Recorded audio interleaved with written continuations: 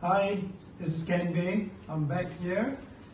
Today, of course, as usual, we had the morning sessions and I tips off everyone with this whole 6 secret of closing sales. Chào các anh chị, tôi lại quay trở lại. Hồi sáng chúng ta đã có cái chương trình đào tạo là 6 cái bí mật của nghệ thuật chốt sale. This, you know that I've spoken to some of our members about this idea for a number of times. But just for your information, this particular ideas that I learned was like 28 years ago. Every morning for at least about a year, I always listen to these particular ideas about the secrets of closing. Các anh chị biết một điều rằng là tôi đã biết tới cái bí mật của cái nghệ thuật chốt sale này và đã ứng dụng thực tập nó trong suốt 28 năm qua trong sự nghiệp của mình. So I believe that by repeating it to some of you a few times, I hope that you could internalize the whole concepts of the secrets of closing. Thì đứng ở cái vai trò là tôi sẽ lặp lại nó và tiếp tục đào tạo cho tất cả các bạn. Hy vọng các bạn lắng nghe, hiểu và ứng dụng nó trong cuộc sống của mình. For some of you that hear me for the first time, of course I wanted you, if you feel that this whole concepts of secrets of closing is going to help you to increase your sales, please continually, repeatedly listen to these tapes. Thì đối với các anh chị, những ai mà đây là lần đầu tiên lắng nghe cái phần đào tạo này mà các anh chị thích thú thì hãy tiếp tục theo dõi nó và lắng nghe nhiều lần để thành thục nó.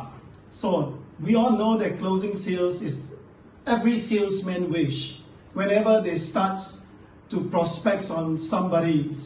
Chúng ta đều biết được rằng cái nghệ thuật chốt sale đó là một cái nghệ thuật mà tất cả những ai đang làm kinh doanh đều mong muốn có được. So it's rather very important to be able to understand the psychology behind why people actually buys from you. Thì để mà chúng ta hiểu và ứng dụng được cái việc chốt sale thông qua cái việc hiểu được cái tâm lý của con người, tại sao họ lại mua hàng từ mình. We spend a lot of time prospecting on people, generating sales, whether through the offline or online, spending a lot of money. You wanted to be able to get a leads that you are able to close the sales. Khi mà chúng ta đã triển khai kinh doanh thông qua những cái cuộc gặp offline hoặc là những cái buổi đào tạo online, mục tiêu của chúng ta sẽ muốn chốt lại những cái người này bằng một cái kết quả kinh doanh. So we must know what is the push factors from that person that you are talking to push them out from the positions and be able to listen to you so that you can close sales. Thì cái bước đầu tiên là chúng ta trao đổi với một người và chúng ta cần phải đẩy họ ra cái vị trí gọi là cái vị trí comfort zone, là vị trí an toàn, vùng an toàn của họ. Sau đó họ sẽ lắng nghe chúng ta. Sometimes we call these the pain points of people. Và đôi khi chúng ta gọi nó đến đây là những cái điểm đau, những cái điểm nỗi đau của khách hàng. We call them the compelling reasons why people buy from you. Và chúng ta sẽ phân tích ra được những cái lý do tại sao khách hàng mua hàng từ phía chúng ta. But in men the same thing. We need to go right into a person and find out the psychology why that particular prospects buy from you. Và để thấu hiểu được cái điều này thì chúng ta cần phải đặt bản thân mình đi vào trong cái vị trí của khách hàng và sau đó chúng ta lại phân tích cái diễn biến tâm lý của khách hàng trước khi họ quyết định mua hàng. In my opinion, over the so many years of doing what I'm doing, sales, leaderships in sales, building sales people, coaching sales people for results, I feel that there's only 2 potential reasons that people will buy from you. Thì với cái kinh nghiệm làm việc và đã ứng dụng trong suốt cái thời gian tôi đi làm kinh doanh 28 năm của mình thì tôi đã đúc kết lại được thì hiện hữu chỉ có 2 cái lý do mà tại sao người ta mua hàng từ phía chúng ta. First, I call it tips number 1. The compelling reasons why people buy from you. Right, why people buy from you. Thì ở đây cái câu hỏi đầu tiên mình đặt ra là tại sao người ta mua hàng từ chúng ta. And people buy for the first very important reason is because they love. Right, love. Và cái lý do đầu tiên người ta mua hàng từ chúng ta là vì một cái lý do các anh chị, đó là vì love, vì tình yêu. What I mean by love is that they love themselves, they love the persons that they are buying for. So there are only two reasons that you're buying for someone. There's buying it for yourself or buying it for somebody or from somebody that you love. Thì có hai cái lý do thôi. Chúng ta mua hàng vì tình yêu. Tình yêu đó là thứ nhất là tình yêu dành cho bản thân mình. Chúng ta mua vì chúng ta yêu chính bản thân mình. Chúng ta muốn chiều chuộng bản thân mình để có được cái điều mà chúng ta muốn. Và cái lý do thứ hai là chúng ta mua để tặng cho một cái người mà chúng ta có tình cảm, chúng ta có cái tình thương dành cho họ. Yeah, so when we talk about love, buying something that you love, you know that it's like give you an example, life insurance, alright? Ví dụ như tôi muốn đưa cho các bạn một cái ví dụ như là bảo hiểm nhân thọ đi. There's a saying that goes that if you can sell life insurance, you can sell anything under the sun. Why? Nếu như bạn có thể bán được bảo hiểm nhân thọ thì bạn có thể bán bất cứ cái sản phẩm nào dưới ánh mặt trời này. First thing first is that life insurance is an intangible product. You can't feel it. Alright? Vì sao? Vì cái bảo hiểm nhân thọ nó là một cái sản phẩm chúng ta không cầm nắm sờ được. Can you imagine that you're going to sell people about insurance where they have to continue to pay money, and the moment when they die, they can't even take the money back. Alright? Thì chúng ta đã bán cho những cái bảo hiểm là người ta cứ đóng tiền nhưng mà người ta sẽ không bao giờ xài được cái số tiền đó. So what I learned from selling insurance is really that if we're going to focus on the importance of spending that insurance premium so that in the event he died, his loved one needs the money more than he's alive.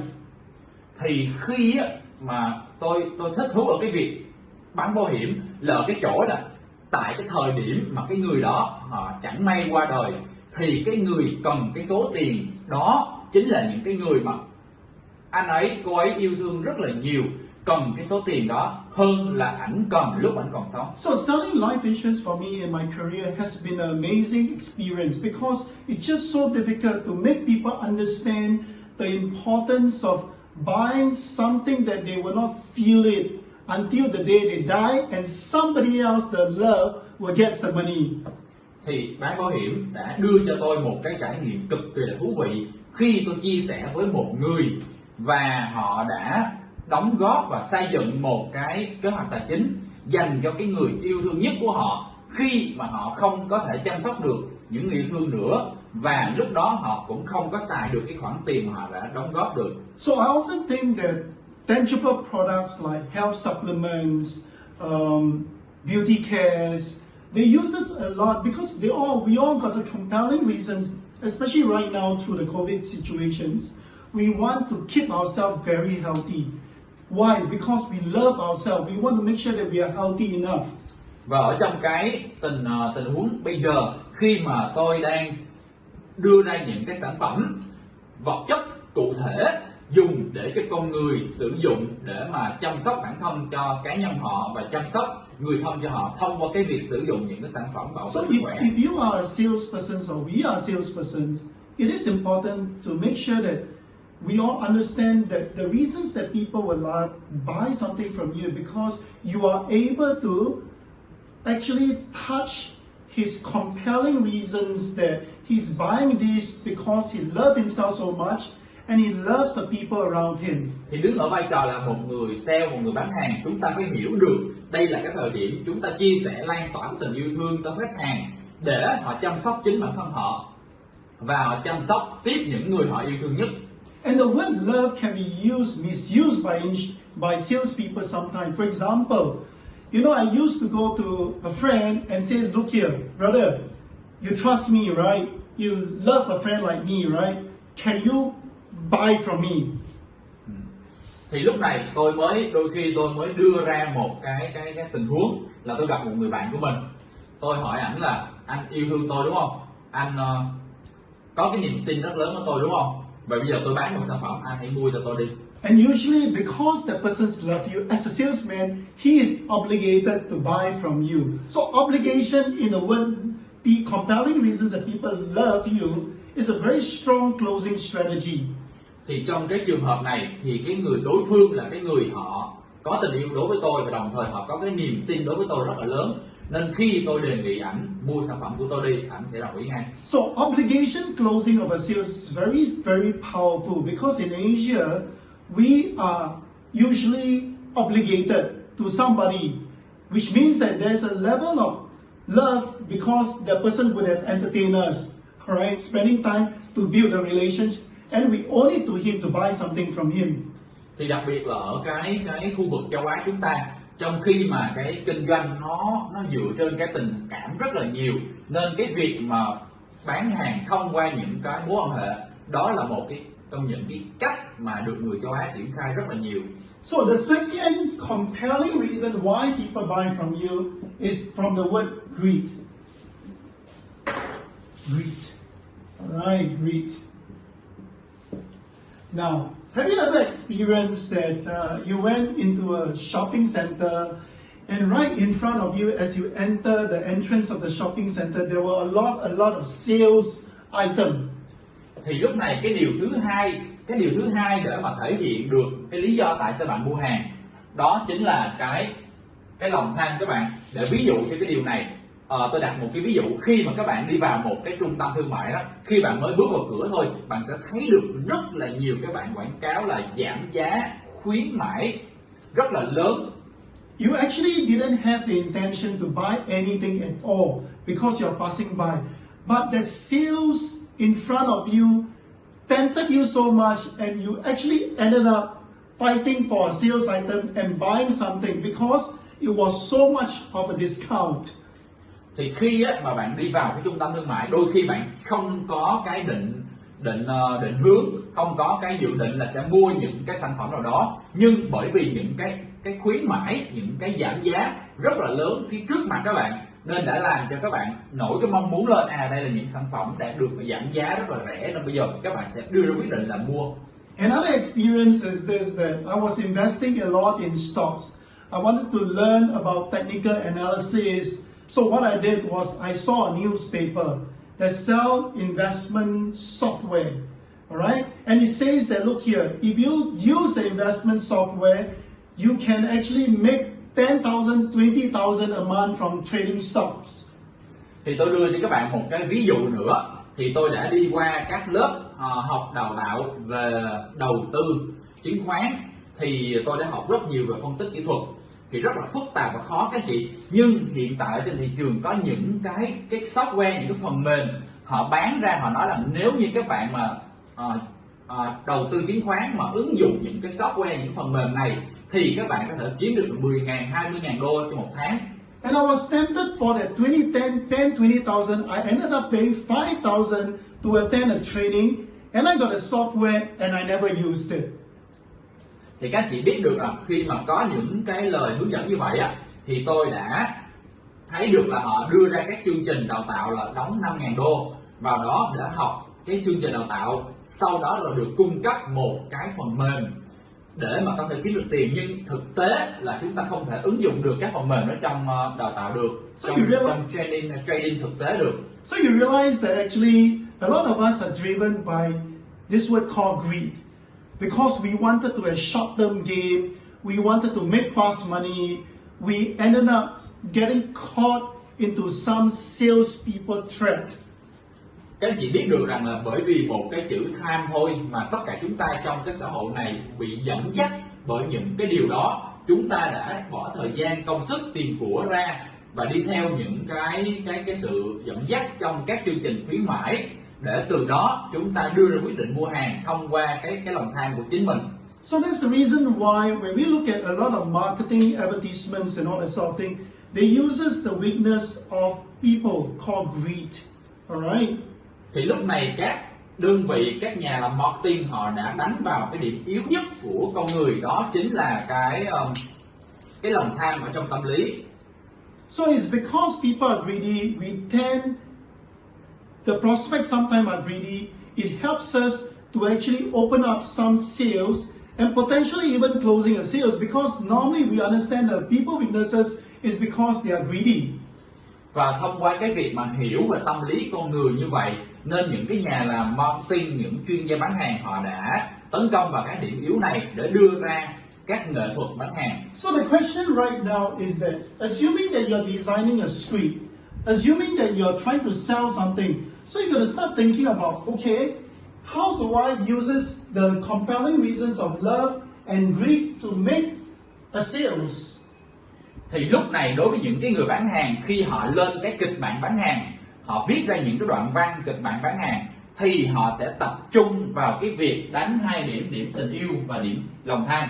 Tình yêu và lòng tham ở đây để đưa ra cái kịch bản bán hàng đối với người mua. So today, if I'm going to ask you this moment that which is between love and greed, which one is easier for the persons, for you to sell and to make the persons buy from you? Thì bây giờ tại thời điểm này tôi sẽ đặt cái câu hỏi cho các bạn là giữa tình yêu và lòng tham thì cái đâu là cái công cụ dễ dàng nhất, dễ dàng hơn cho chúng ta khi đặt cái vấn đề của một người mua hàng từ phía chúng ta. So a lot of you would have agreed that greed actually is the tipping point or icebreakers of most sales talk. Và hiện tại chúng ta trong quá trình mà làm việc chúng ta đã biết được cái yếu tố lòng tham chính là một cái yếu tố đánh nhanh và mạnh vào cái tâm lý mua hàng của người. I'll give you an example now. You know, for example, CIXGEN Health products. No, can you imagine you give a call to your friends and says, "Look here, for the minimum investments, we are able to help you to save a lot of money and improve your health at least by 100 times. Would you be interested?" Tôi ví dụ nếu như tôi đặt một cái đoạn hội thoại bán hàng như thế này, thưa anh chị, tôi có một cái giải pháp ở CIXGEN, chúng tôi có một cái giải pháp ở đó, khi các anh chị sử dụng sản phẩm dịch vụ chúng tôi, các anh chị có thể tiết kiệm được lên tới gấp 100 lần cái số tiền mà các anh chị bỏ ra để chăm sóc sức khỏe. Because we know that a lot of our friends, a lot of people that we love spend a lot of money buying supplements from everywhere. Alright, they have spent a lot of money. Thì chúng ta biết được rằng tất cả mọi người hiện tại họ đang chi rất nhiều tiền ra trong cái việc mua những cái sản phẩm bảo vệ sức khỏe cho họ. So can you imagine that you could make them feel that, look here, you can save a lot of money by listening to you. Alright. Lúc này chúng ta sẽ có một cái điểm tiếp cận là bằng cái cách là chúng ta chia sẻ với khách hàng là hãy lắng nghe tôi, bởi vì những cái gì mà tôi chia sẻ sẽ giúp cho các anh chị tiết kiệm được rất là nhiều tiền trong cái việc chăm sóc sức khỏe cho mình. Because CIXGEN has got a DNA strategy to match health supplement products so that you don't have to shop anymore and entertain any more salesmen. Thì lúc này chúng ta sẽ đưa cho khách hàng một cái giải pháp. Ở CIXGEN chúng ta có cái bộ test DNA. Thông qua cái việc test DNA thì khách hàng sẽ biết được cơ thể của họ cần những loại thực phẩm dinh dưỡng nào mà họ không cần phải mua bất kỳ từ những cái thương hiệu khác hay là những sản phẩm khác. So you'll find that you want to get some closing a sales earlier. Sometimes greed is a very powerful weakness of that prospects that you're talking to. When you talk about love, you need time. For example, our CIXGEN product need time to show, to prove to people it works. But the good thing is that CIXGEN product has worked super well. Alright. Thì đôi khi mà chúng ta bán hàng mà chúng ta ứng dụng cái tình yêu thương để mà mang tới cái giá trị đưa ra quyết định mua hàng từ khách hàng, thì thông thường nó sẽ cần thời gian để họ dùng sản phẩm, họ trải nghiệm, họ kiểm nghiệm cái hiệu quả dành cho cơ thể của họ. Nhưng có một cái điều may mắn và thú vị rằng là cái sản phẩm của CIXGEN đã mang lại cái giải pháp tốt và người dùng đã dùng và đã có cái kết quả rất là tốt rồi. So you see that actually now we have talked about why people buy. Now let's talk about four reasons that people won't buy from you. They don't buy, alright, from you. Thì sau khi mà chúng ta đưa ra hai cái lý do tại sao khách hàng mua hàng từ phía chúng ta, thứ nhất là vì tình yêu thương và thứ hai là vì lòng tham. Nhưng bên cạnh đó cũng có rất là nhiều cái lý do mà khách hàng họ đưa ra để họ từ chối chúng ta. Thì bản thân một người sale, chúng ta phải biết được cái lý do tại sao họ từ chối chúng ta. And normally we are trained as a salesperson to handle all these objections professionally. Thì đứng ở vai trò là một người bán hàng chuyên nghiệp, chúng ta phải đưa ra các giải pháp để mà giải quyết các vấn đề, cái việc mà khách hàng từ chối chúng ta So when a person give you their objections or for not buying from you, they will usually give only 4 kinds of objections. The first one is that they don't have time. Thì khi mà khách hàng từ chối mua hàng từ phía chúng ta thì họ thường đưa ra 4 cái lý do các anh chị. Cái lý do đầu tiên đó chính là không có thời gian.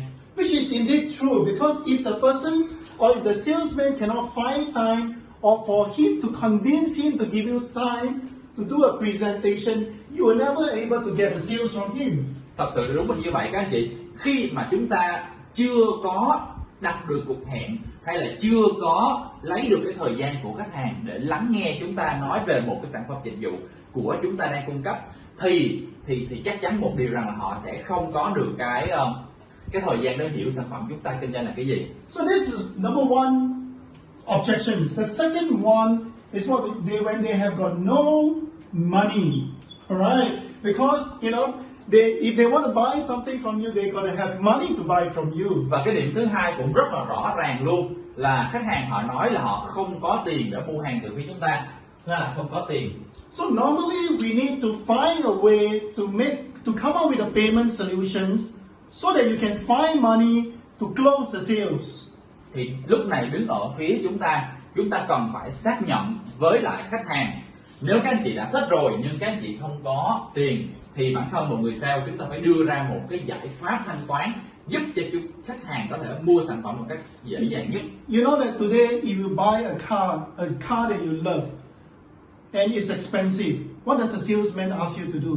Ví dụ ngày hôm nay các anh chị rất là thích một chiếc xe hơi và chiếc xe đó thì nó mắc tiền và các anh chị không có tiền để mà trả đủ thì lúc này người sale sẽ tư vấn như thế nào với các anh chị ạ?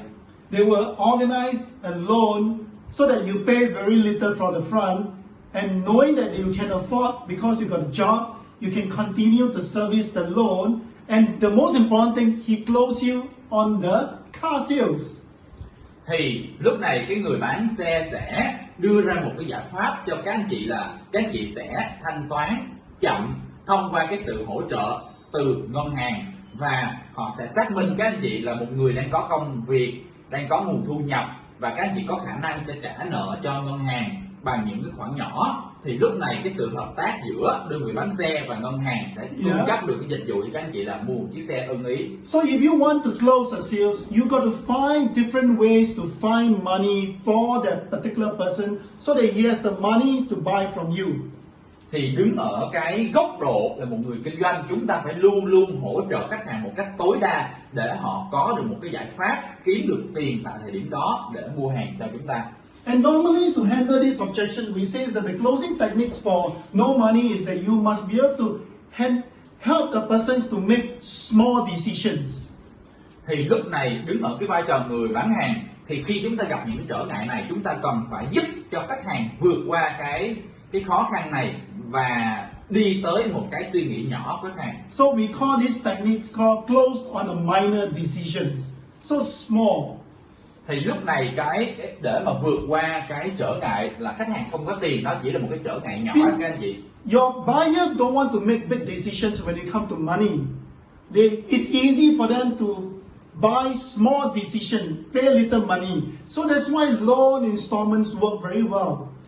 Thì khi mà chúng ta tới làm việc với khách hàng, chúng ta không cần thiết là phải yêu cầu họ trả một cái khoản tiền lớn cho một cái sản phẩm dịch vụ, nhưng khi họ nghĩ tới mỗi tháng tôi chỉ trả một phần nhỏ thì họ sẽ dễ dàng quyết định hơn. Cái này chúng ta gọi là những cái quyết định nhỏ trong suy nghĩ của họ. Yeah. So the third objection is when the person got no need. Alright. Can you imagine the person's got no need for your products or services? Và tiếp theo nữa các anh chị ạ, khi mà một người họ nói rằng là họ không cần, sau khi họ nghe chúng ta trình bày sản phẩm rồi, họ nói là họ không cần cái sản phẩm dịch vụ của chúng ta đang cung cấp. You see, when a person don't feel that there's a need to buy from you, the chances that they will never buy from you.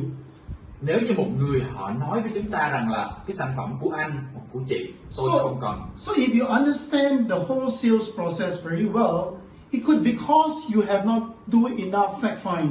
You don't understand the potential buyer enough to find the hot buttons for you to sell the needs to the person. Nói một cách hết sức khoa học, khi mà khách hàng đã đưa ra chúng ta cái câu trả lời là không cần, là bởi vì sao ạ? Một trong những cái lý do đó là chúng ta, thứ nhất, chúng ta chưa có trình bày sản phẩm dịch vụ của chúng ta tốt. Cái thứ hai là chúng ta chưa tìm hiểu thật kỹ cái nhu cầu của khách hàng và chưa hiểu được họ trước khi chúng ta trình bày sản phẩm của chúng ta, để ở đó chúng ta chạm vào những cái điểm cần thiết mà chúng ta phải chạm vào. A good salesperson has got a very powerful presentation kit or a script or a demonstrations.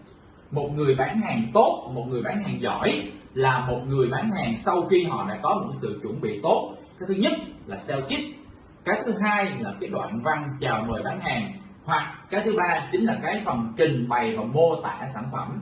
So it is very important that when you want to sell the person the needs, it is important that you must have a very solid presentations, a sales presentations. Có nghĩa rằng là chúng ta muốn bán được hàng, chúng ta phải có một cái sự chuẩn bị cho cái quá trình giới thiệu sản phẩm thật là chu đáo. You must be able to arouse the prospect's interest. Thì chúng ta cần phải lấy được một cái sự quan tâm của khách hàng trong cái quá trình mà chúng ta trình bày sản phẩm cho họ. You are able to identify the compelling reasons, the pain point of the persons. Và khi đó chúng ta cần phải tìm ra cái nỗi đau của khách hàng mà cái sản phẩm của chúng ta có thể giúp cho họ vượt qua nỗi đau này. So that you can actually be able to present something that suits their need, so that they realize that they need it actually. Thì lúc đó chúng ta sẽ tìm ra được cái lý do mà khách hàng cần mua sản phẩm của chúng ta, và cái sản phẩm của chúng ta sẽ thỏa mãn cái nhu cầu khách hàng. And in this case, you will then be able to close the sales very smoothly. Thì thông qua cái lúc này chúng ta có thể chốt được cái đơn hàng, chốt được cái sale thật là trơn tru. The last one is what we call no beliefs. Can you imagine the persons don't even believe in you or don't even believe in the product they sell because of branding reasons or because you are not trustable at all? Và cái điểm cuối cùng các anh chị hãy tưởng tượng khi mà khách hàng họ đưa ra cái lời từ chối chúng ta bằng cái câu nói là tôi không tin. Không tin ở đây, không tin về cái sản phẩm có đúng những cái giá trị như vậy, hoặc thậm chí họ nói là tôi không tin vào cái uy tín của anh. That is the reason why certain health products like our products, we need to make sure that we have a lot is proven. The brand of the company is also trustable, and this will help the salesman to close the sales easier. Thì cái điểm mà khách hàng không tin cũng có thể là do cái thương hiệu của chúng ta nó còn mới quá, nhưng đối với những cái sản phẩm chăm sóc sức khỏe, chúng ta cần đưa ra rất là nhiều cái đánh giá trải nghiệm của những anh chị cô chú đã dùng và đã có đánh giá trải nghiệm tốt rồi. So when your company has got a good brand, and when your company is trusted by people, and all the general public believe that you are doing the right thing, alright, and believable thing, then it helps your salespeople to sell easier. Và khi mà cộng đồng, những người trong xã hội họ thấy được những anh chị cô chú đã dùng sản phẩm và có những cái đánh giá trải nghiệm rất là tốt rồi, thì cộng đồng bắt đầu họ có được những cái sự quan tâm và bắt đầu đặt cái niềm tin của họ lên trên những sản phẩm dịch vụ mà chúng ta đang cung cấp. You have a good brand of the company, the products, everything, but you need to have a very good salesman that everyone believes in. Và khi mà chúng ta đã có công ty có uy tín rồi, chúng ta đã có cái sản phẩm có chất lượng tốt, có cái hiệu quả rồi, thì đồng thời chúng ta cần phải có một người làm sale hết sức là có uy tín để đưa sản phẩm dịch vụ ra ngoài thị trường. That's why being professional is important. Alright, being able to carry yourself is very important. Being able to show people that you care is so important. Đó là lý do tại sao chúng ta cần thể hiện chính chúng ta là những con người có trách nhiệm, có đạo đức, có uy tín, để đảm bảo rằng một khách hàng khi mua hàng từ phía chúng ta, họ nhận được sự chăm sóc tốt nhất từ một người sale có uy tín. So if I ask you these 4 different objections, the reason why people won't buy from you, alright, all of us will say that this is the most difficult objections to handle. Và nếu như tôi đặt một câu hỏi cho tất cả các anh chị biết, đâu là cái trở ngại khó nhất, thì bản chất của nó chính là cái trở ngại không có niềm tin. Because it affects a person's belief, the experience, the values, the perceptions of a brand or trust. Thì bởi vì cái điều đó nó đã thể hiện được những cái trải nghiệm của khách hàng trong quá khứ về chính chúng ta, về thương hiệu của chúng ta hoặc về sản phẩm của chúng ta đang làm. So let me demonstrate to you some of the ways that we handle objections. Bây giờ tôi sẽ ví dụ cho các anh chị thấy một cái trường hợp mà tôi đã vượt qua cái từ chối của khách hàng. Example, we are calling on somebody for presentations, an appointment, so that you can win sales. Ví dụ như là bây giờ tôi sẽ làm một cái ví dụ là tôi sẽ gọi một người nào đó để đặt một cuộc hẹn để có thể trình bày sản phẩm với họ. So I would call, for example, team up. Ví dụ như là tôi là sẽ gọi cho anh Trương một cuộc điện thoại. I say, good morning, can I speak with team? So Yeah, you respond. Okay, I'm team here. And you need to translate. You need to translate. Okay. Tôi là Ken. Tôi có thể gặp và nói chuyện với anh Trương được không? Yeah. So, team, do you have a moment over the phone? Xong tôi mới hỏi tiếp là anh Trương là anh có cái thời gian để nói chuyện điện thoại với tôi không? So team say, okay, what is it about? Sau rồi lúc này tôi sẽ nói là ok, tôi có thời gian, anh muốn nói cái chuyện gì? Oh team, I know that you are busy persons. I'm going to just take 1 minute to tell you what I do. Anh Trương tôi biết được anh Tim Trương cũng tên là Tim luôn. Tôi biết được là anh rất là bận rộn, nhưng tôi có thể nói chuyện với anh trong 1 phút được hay không? You know that the world of biotechnologies, health wellness and beauty care has changed a lot. Anh Trương anh có biết được là cái thế giới của cái việc mà chăm sóc sức khỏe và sắc đẹp đã thay đổi rất là nhiều rồi không anh? You know that we have an ideas that able to save monies, alright, because we know that people of your level buys a lot of health supplements and skincare. Thì ở chúng tôi có một cái giải pháp giúp cho anh Trương anh có thể tiết kiệm được rất là nhiều tiền, bởi vì tôi biết con người ở cái tầng lớp như anh chăm sóc bản thân của mình rất là tốt, anh mua rất là nhiều sản phẩm chăm sóc sức khỏe. So our idea is to be able to customize the health wellness to your body type and help you to save money for your future. Và cái việc của chúng tôi làm là chúng tôi sẽ giúp cho anh hiểu được cái cơ thể bên trong của anh như thế nào để chúng tôi đưa ra cho anh những cái giải pháp. Thì trong tương lai anh chỉ cần mua những sản phẩm tương tự, anh không cần phải mua quá nhiều sản phẩm để mà có thể tiết kiệm được tiền của anh. So team, can I see you tomorrow at 2 o'clock or would you prefer 4 o'clock in the afternoon? Thì anh Trương ngày mai tôi có thể gặp anh vào lúc 2 giờ chiều hoặc là 4 giờ chiều hay không? Cái thời điểm nào thì phù hợp với anh hơn? So team say this. Oh, I'm very busy. I got no time. Thì lúc này anh Trương anh mới nói rằng ok, tôi rất là bận rộn, tôi không có thời gian gặp anh đâu anh Ken à. So what I do to handle objection is, oh team, I can understand you're a very busy man. I may have suggested the wrong time. Can I see you tomorrow at lunchtime or you prefer after work at about 6 o'clock? Anh Trương tôi biết anh là một người rất là bận rộn, thì có lẽ là tôi đã lựa chọn một cái thời gian nó không phù hợp rồi. Tôi có thể gặp anh vào ngày mai lúc buổi giờ trưa hoặc là vào cái thời điểm mà sau giờ làm việc của anh được không? Assuming team never hang up the phone, continue to talk to me. Ví dụ anh Trương là một người cũng còn lịch sự, anh không có giặt máy luôn. You know, team says that, oh, I'm not interested, so I don't need, I'm not interested. Thì lúc này anh Trương anh sẽ nói là ok, tôi không có quan tâm, tôi không có cần mấy cái dịch vụ anh đang giới thiệu đâu. So how I will handle the objection is, oh team, I've spoken to a lot of people before. Most of them says they are not interested. But if they would have spent like half an hour with me, giving me the appointment, most of them find it very interesting, even if they don't buy it.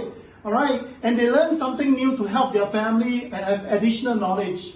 Thì lúc này anh Trương tôi biết được trong quá trình mà tôi làm việc thì tôi gặp rất là nhiều cái trường hợp họ cũng nói là họ không có cần cái sản phẩm của tôi đưa ra, nhưng sau khi họ đã cho tôi là 30 phút để gặp và trình bày thì đa số các anh chị đã đưa ra một cái nhận xét rằng là 30 phút làm việc với tôi rất là thú vị và đồng thời cho tôi thêm được những cái kiến thức trong cái cuộc sống về cái ngành chăm sóc sức khỏe, thì họ đã ứng dụng những cái điều này cho gia đình của họ và cho người thân của họ mặc dù họ không mua sản phẩm từ tôi. So team, why do you give me half an hour of your time on the next day at lunch, or would you prefer 6 o'clock after your work in a week? Anh Trương nếu vậy thì chúng ta sẽ sắp xếp một cái cuộc gặp vào buổi trưa ngày mai hoặc là sau giờ làm việc của anh, chúng ta sẽ gặp nhau trong vài là 30 phút mà thôi.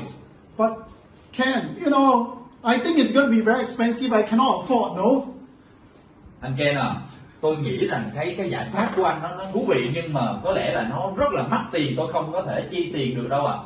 Right? So he says he's got no money. Là không có tiền đúng không ạ? Mình đang đề cập cái vấn đề không So có you tiền know đó. handle it. So team, this is the last thing that you should worry about. Anh Trương à, đây chính là cái điểm cuối cùng mà anh nên quan tâm về nó. You'll be surprised that if you give me 30 minutes of your time tomorrow, either at lunchtime or after work, I can assure you that this thing is going to be very, very affordable at your level. Anh Trương à, đây có lẽ là cái điều cuối cùng mà anh quan tâm, nhưng nếu như anh cho tôi 30 phút có một cuộc hẹn với anh vào buổi trưa và giờ ăn cơm trưa hoặc là sau giờ làm việc của anh sẽ thấy được đây là một cái dịch vụ nó hoàn toàn phù hợp trong cái khả năng tài chính của anh ở cái địa vị của anh. So can I see you at lunchtime or would you prefer after work at about 6 at your place? Thì bây giờ tôi có thể gặp anh vào lúc là 12 giờ trưa hay là ngoài cái giờ làm việc của anh. But Ken, I don't believe in this sort of things, leh. Ông Ken à, tôi không có tin tưởng vào những cái điều mà anh vừa mới nói đâu. Yeah, I think that a lot of salesmen call me. They tell me that, wow, this thing is going to help, but in the end, they only want to make me buy. Thì tôi đã tiếp rất là nhiều người sale rồi, họ cứ giới thiệu sản phẩm họ nói rất là tốt, nhưng cuối cùng thì tôi chẳng thấy nó tốt tí nào, và cái điều họ muốn chỉ là muốn tôi mua hàng từ họ mà thôi. So team don't believe it now. Alright, we have a problem. Sau lúc này, trong trường hợp này, phút cuối rồi, anh Trương anh không có tin tưởng vào cái điều này nữa rồi, thì bắt đầu chúng ta có những cái vấn đề lớn rồi. So as a salesperson, you know I handle it. Thì đứng ở vai trò là một người bán hàng, tôi sẽ xử lý vấn đề này như thế nào ạ? So team, can I ask you a question? When you say that you don't really believe these sort of things, is it because you don't see the needs? Or maybe you think it's expensive? Or maybe you're very busy, you don't have time to meet me? Ồ anh Trương à, khi mà anh nói tới là anh không có cái niềm tin, thì cho tôi có thể hỏi lại là trong ba cái việc như là anh cảm thấy anh không có cái nhu cầu, hoặc là anh cảm thấy là anh không có tiền để mà sẵn sàng chi trả trong thời điểm này, hoặc là thật sự anh cực kỳ bận rộn để không có thời gian gặp tôi. So if let's say he says that, oh, I don't think I need it, so at least you know that he don't need it. Alright, it's easy to handle when you say don't need it.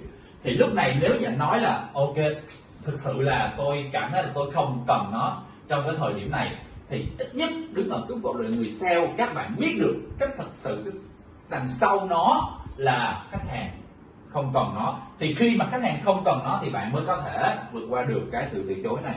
So you see, just on the secret of closing on a phone call to make an appointment. Alright? So we all know that it is really knowing how to handle objections in order to close sales. Thì các anh chị, thông qua một cái ví dụ bằng một cái cuộc gọi điện thoại, thì tôi đã thể hiện cho các anh chị thấy được cái nghệ thuật để mình hiểu được, mình tìm ra được cái lý do đằng sau cái sự từ chối khách hàng là gì. You know that if you can join me in other sessions, we're going to have 12 closing strategy for you. Alright? And for this, thank you for your audience. This is all about the secrets of closing sales. And I hope you enjoy it. And I'll see you all tomorrow. Và các bạn rất là vui khi các bạn đã tham dự tới cái phần này của tôi. Và đây là những cái bí mật của cái nghệ thuật chốt sale.